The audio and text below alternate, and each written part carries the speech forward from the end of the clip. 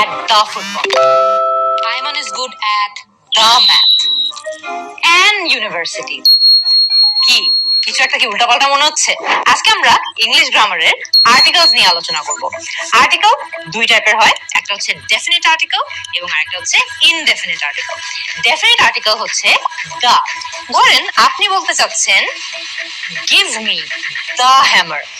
The hammer কথার অর্থ হলো আপনাকে একটা নির্দিষ্ট হ্যামারই দিতে হবে বা নির্দিষ্ট একটা হাতুড়ি আপনাকে দিতে হবে, যে কোনো হ্যামার দিলে কিন্তু হবে না। So give me the hammer.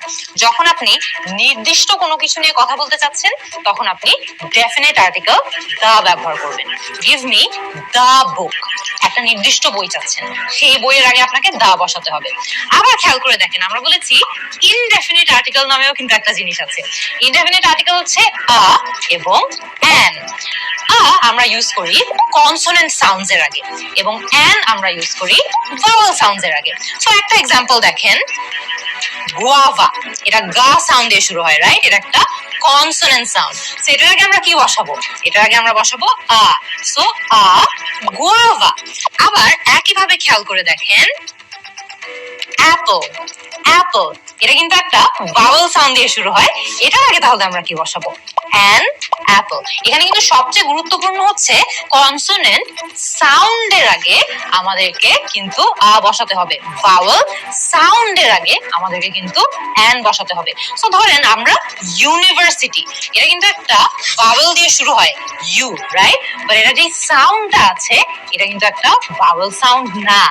University yeah sound দিয়ে শুরু হচ্ছে, তো তাহলে এটা কি সাউন্ড দিয়ে শুরু হয়? Consonant sound. কনসোনেন্ট সাউন্ডের আগে আমরা কি বসাই? আ বসাই, তাই এটা হবে আ ইউনিভার্সিটি। একই ভাবে দেখেন অনার। অনার কি দিয়ে শুরু হয়? এইচ ও এন ও আর।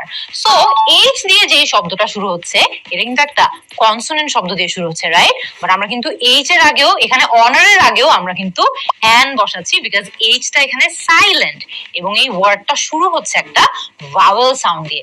তাই এটা অনেক গুরুত্বপূর্ণ মনে রাখা যে ভাওয়েল সাউন্ডের আগে আমরা অ্যান বসাই, কনসোনেন্ট সাউন্ডের আগে আমরা আ বসাই। সো আরেকটা এক্সাম্পল দেখেন, knife. Give me a knife. নাইফের কেটা কিন্তু সাইলেন্ট, রাইট? কিন্তু কে সাইলেন্ট হোক না হোক এটা তাও কিন্তু একটা কনসোনেন্ট সাউন্ড দিয়ে শুরু হচ্ছে, না। সো নাইফ এর আগে বসবে হচ্ছে আ, আ নাইফ। আরেকটা এক্সাম্পল দেখেন, ইজি একটা এক্সাম্পল, এগ। অ্যান এগ খুবই স্ট্রেট ফরওয়ার্ড, খুবই ইজি। এ সাউন্ড দিয়ে শুরু হয় যেটা একটা ভাওয়েল সাউন্ড, তাই আমরা এর আগে বসিয়ে দিচ্ছি অ্যান। এবার আর্টিকেল নিয়ে আমরা কয়েকটা গুরুত্বপূর্ণ রুল একটু জেনে নিই। আনকাউন্টেবল নাউন্স এর আগে আমরা কিন্তু আর্টিকেল ইউজ করি না, এ অ্যান ইউজ করি না, দা ইউজ করি না। খেয়াল করে দেখবেন কেন, আনকাউন্টেবল নাউনকে কিন্তু আমরা আলাদা আলাদা করে কাউন্ট করতে পারি না। সো আপনাকে যদি বলা হয় গিভ মি আ ওয়াটার, এটা কিন্তু ভুল হবে। গিভ মি অ্যান ওয়াটার, এটা কিন্তু ভুল হবে। সো এখানে আপনার বলতে হবে গিভ মি সাম ওয়াটার, এটা আনকাউন্টেবল নাউন্স এর ক্ষেত্রে প্রযোজ্য। আবার আনকাউন্টেবল নাউন্স কে মাঝে মধ্যে কিন্তু আমরা কাউন্টেবলও বানিয়ে ফেলতে পারি যদি আমরা এর আগে একটা কাউন্টেবল ইউনিট বসিয়ে দিই। যেমন দেখেন, please give me a bottle of water.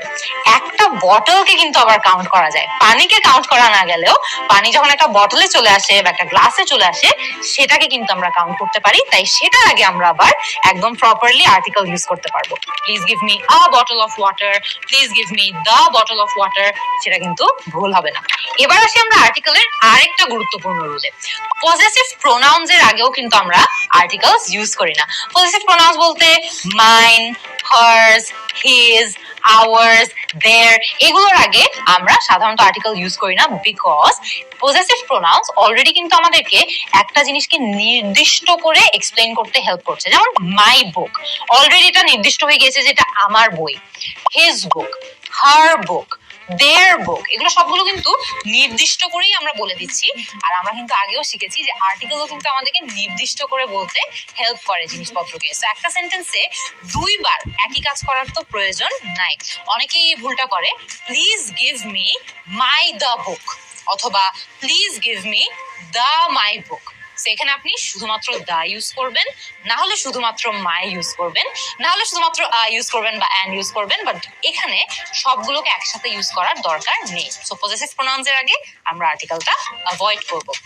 কিছু কিছু ক্ষেত্রে আমাদের আর্টিকেল প্রয়োজনই হয় না এবং সেগুলোকে আমরা বলে থাকি জিরো আর্টিকেলস। কোন কোন ক্ষেত্রে আমাদের আর্টিকেলস দিতে হয় না? অ্যাবস্ট্রাক্ট নাউন্স এর ক্ষেত্রে আমাদের আর্টিকেল সাধারণত ইউজ করতে হয় না। যেমন দেখেন, the creativity is a valuable skill in children. এটা কিন্তু ভুল। ক্রিয়েটিভিটি কিন্তু একটা অ্যাবস্ট্রাক্ট নাউন, তাই এর আগে আমাদের কিন্তু আর্টিকেল বসানোর দরকার নেই।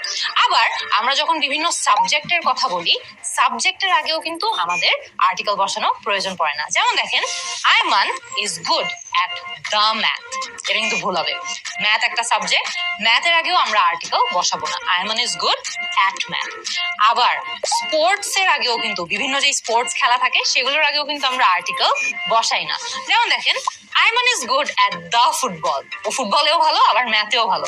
বাট এখানেও কিন্তু ফুটবলের আগে আমাদের আর্টিকেল বসানোর দরকার নাই। আমরা এখানে সিম্পলি বলবো Aiman is good at football. So সাবজেক্টের আগেও বসাতে হবে না, স্পোর্টস এর আগেও বসাতে হবে না। আরেকটা সিমিলার এক্সাম্পল দেখেন, I learned the French in college. খেয়াল করে দেখেছেন, এখানেও কিন্তু একটা সাবজেক্টের কথা বলেছি। এইখানেও কিন্তু আমাদের অ্যাকচুয়ালি আর্টিকেলের প্রয়োজন নেই। সিম্পলি বলে দিলেই হবে I learned French in college. আশা করি আজকের এই ভিডিও দেখার পর আপনাদের আর্টিকেলস নিয়ে আর কোনো কনফিউশন হবে না।